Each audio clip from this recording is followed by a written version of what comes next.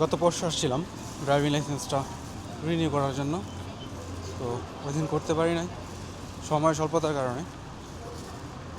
সময় স্বল্পতা যে দাওয়াত ছিল যে কামরুলের বাসায়, এই জন্য করতে পারিনি আর কি।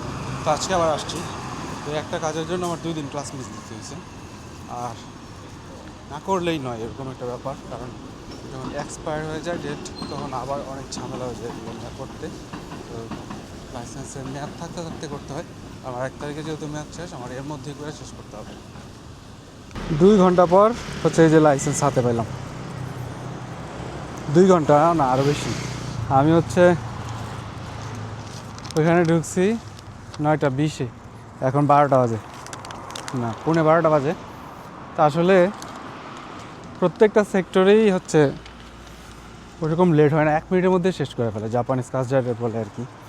কিন্তু সমস্যা হচ্ছে এখানে মানে লাইসেন্স আমার তো আগে ছিল, তারপরে ওইটা 3 বছর আগে করছি। তো জন্য আবার রুলস টুলস আবার বলছে, এগুলো ক্লাসের মতো 2 ঘন্টা ক্লাস করতে হয়েছে, ভিডিও টিডিও দেখাইছে কেন অ্যাক্সিডেন্ট হয়, এগুলো দেখানোর পর তারপরে হচ্ছে লাইসেন্স হাতে দিছে। আর একটা চোখের পরীক্ষা হয়েছে এই।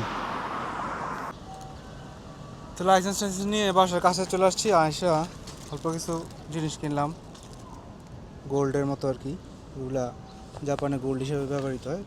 3টে টমেটো হচ্ছে 400 ইয়েনের মতো, আর একটা ডাব পাইছি অনেক দিন পর, আসলে ডাব পাওয়া যায় না, তো পাইছি ডাব, ডাবটা প্রায় 400 সাড়ে 400 মতো, কম, অনেক কম। অন্য জায়গায় একবার খাইছিলাম, ওইখানে হচ্ছে 700 ইয়েনের মতো নিয়েছিল, এখানে 500-র নিচে আর কি ডাবটা। যেন নিয়ে নিছি, ডাব এমনি খুব ভালো লাগে, অনেক দিন ধরে খাই না। বাংলাদেশের মতো এত মজা হয় না, ডাবগুলো সাধারণত ফিলিপিন থেকে আসে অথবা থাই।